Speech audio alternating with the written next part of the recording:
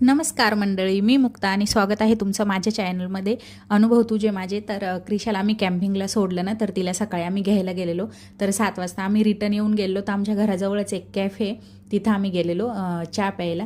तर आम्ही चहा ना ऑर्डर केली आणि तिथं आम्ही फर्स्ट टाईम गेलो. आम्ही ना प्राईस वगैरे नाही विचारली आणि 2 ना मेंदूवडेसुद्धा घेतलेले, का एक एक खाऊ म्हटलं असं. कारण आणि चहा ना खूप टेस्टी होती. तुम्ही बघू शकता इथं केसर वगैरे टाकून दिलेली त्यांनी. आणि क्रिशासाठी ना आम्ही डोसा ऑर्डर केलेला. तर आम्ही ना रेट विचारलेच नव्हते. मग पिऊन वगैरे झाले ना, तर खूपच टेस्टी होती.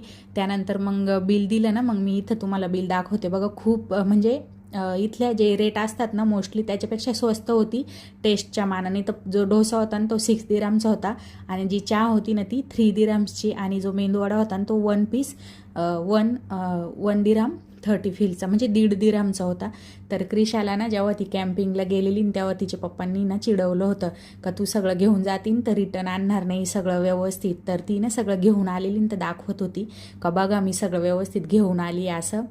तर तिला सर्टिफिकेटसुद्धा भेटलं. ती कॅम्पिंग केलं ना त्या सगळ्या लोकांना ॲप्रिसिएशन म्हणून एक सर्टिफिकेट दिलं आहे त्यांनी. तर इथं ती दाखवत होती बघा सगळं मी घेऊन आली आहे. शूज वगैरे सगळं ती बॅगेत घेऊन आलेली, कपडे वगैरे जे चेंज केलेले तिने रात्री तिथं. तर दाखवत होती आणि त्यांना ना ब्रेकफास्टसुद्धा दिलेलं स्कूलमधून. तर पॅकेज दिलेलं त्यांना. तर एक बनाना मिल्क दिलेलं, चॉकलेट मिल्क आणि क्रोसंट दिलेलं एक. तर तिने ना बनाना खाल्ला होता पण बाकी सगळं ती घरी घेऊन आलेली. तरीसुद्धा आहे ना आम्ही तिला सकाळी एक डोसा तिला खाऊ घातलेला. मग घरी येऊन ना ती झोपूनच गेलेली. तर अशा छान झालेलं तिचं कॅम्पिंग वगैरे. ब्लँकेट वगैरे तिने व्यवस्थित अगदी फोल्ड करून आणलेलं. घरी नाही करत पण बाहेर तिने व्यवस्थित मॅनेज केलं. मला तेच टेन्शन होतं ती करते का नाही, पण केलं तिने व्यवस्थित.